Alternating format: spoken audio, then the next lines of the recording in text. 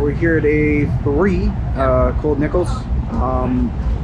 How you doing? How you feeling? Any updates you got, and what's going on? Yeah, honestly feeling a lot better than I was. I've been, it's been a tough January really, just with the injury and everything that's going on. And then while I was in the hospital with all these, I got COVID, and so that didn't really help. And then got home and finally was starting to move around and get a little bit better. Than this past week, I had some sort of stomach bug or food poisoning, or I don't know, something going on, so that was unfortunate. But as far as the big injuries go, they're actually good. The arms feel really good. I'm starting to get like quite a bit more feeling back in my fingers, but I had like a lot of nerve damage in this wrist, so that was kind of the issue. And then the other arm is pretty simple, you know, just plate and screws in the radius, and then should be good to go. And then same thing, like the burn is healing up honestly really well. It looks good.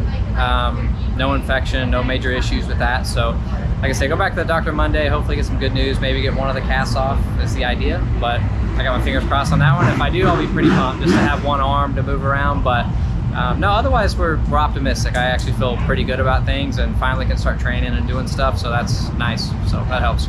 So forgive me if you've already answered this a bunch of times, but like when you crashed, you were like under the bike, were you aware of where you were, or were you out or? I honestly don't know. I just know that whenever I remember the whole crash, I just remember thinking this is not good, you know, as I'm going into the ground. And then I don't know if I was knocked out cold or if it just rung my bell that good to where I didn't feel myself getting burnt. And normally, you know, if you're getting burnt, you're trying to kick and move and do all this stuff. So I think I just hit my head good enough to where I just couldn't really do anything. You know, I was trapped under there. Then I remember them pulling the bike off and then being like, just immediately staring at my wrist. And I didn't even notice the burn, honestly, for a while. Yeah, that was gonna be my next question. Yeah, was it like? I didn't notice it, you know, until we were actually in the hospital, and my girlfriend actually pointed it out whenever we were in the Alpine Star rig.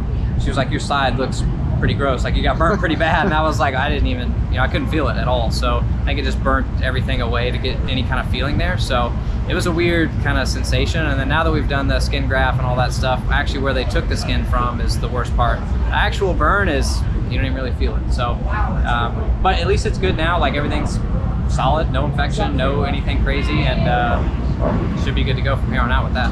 My last question is, where did they get the skin from? I actually took it right here. So right from my thigh, kind of in an awkward spot, to be honest with you. So it's like right next to my pubes and stuff, but they literally took it right here and then just planted it right there. So okay, yeah. And then obviously that has to heal.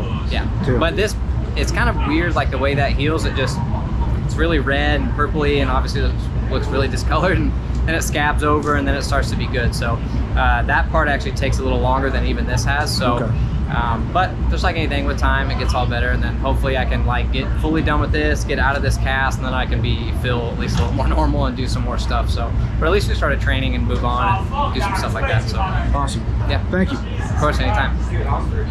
Appreciate it.